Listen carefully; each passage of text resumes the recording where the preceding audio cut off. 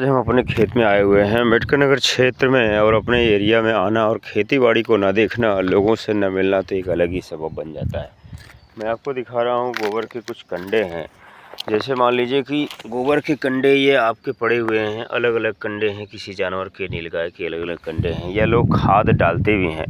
तो इसमें कार्बनिक रसायन, अकार्बनिक रसायन कैसे कैसे बनते हैं। अब एक तरफ मैं आपको दिखा रहा हूँ, ये सरसों की खेती के डंठल हैं और इसमें कुछ पन्नी वगैरह पड़ी हुई है। बाय द वे उड़ के चला आया होगा या पन्नी किसी तरह कोई फेंक दिया होगा, बट जगह जगह 2-4 पन्नी, 3-4 पन्नी मुझे वाइट वाली उधर दिख रही है। यही पॉली बैग जब जुताई के समय खेती के अंदर जाता है तो इसके पौधे जो भी होंगे उस एरिया के इर्द गिर्द 2-3 फीट के पौधे को मार देगा, यानी नहीं होने देगा। तो खेत की उत्तम जुताई, बुआई, सिंचाई के लिए उसके पहले निराई गुड़ाई भी होती है।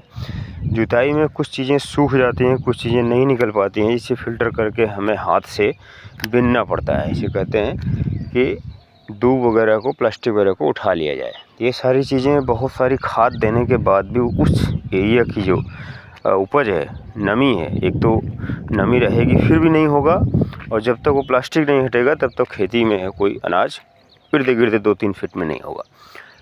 इसका बड़ा ध्यान देना पड़ता है, खाद का, पानी का, सिंचाई का, और बीच बीच में पूरी सराउंडिंग देखना पड़ता है कि मेड़ वगैरह हमारे ऊंचाई हैं, ठीक ठाक हैं, कहीं पानी की लीकेज तो नहीं हो रही है।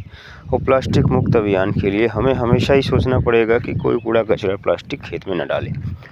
अब मैं अपनी खेती की तरफ बढ़ रहा हूँ। ये अपना जो है ट्यूबवेल के सामने सत्ती माई का खेत बोला जाता है, जो कि पूरी एरिया है, लगभग 9-10 बीसवे की लंबा है, 2 खंडों में है।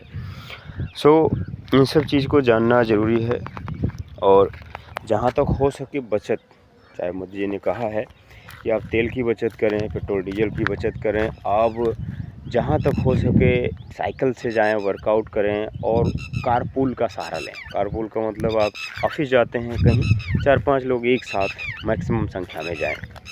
एंड सोना एक साल ना ख़रीदें, या कम बहुत ज़रूरत पड़े तब ख़रीदें।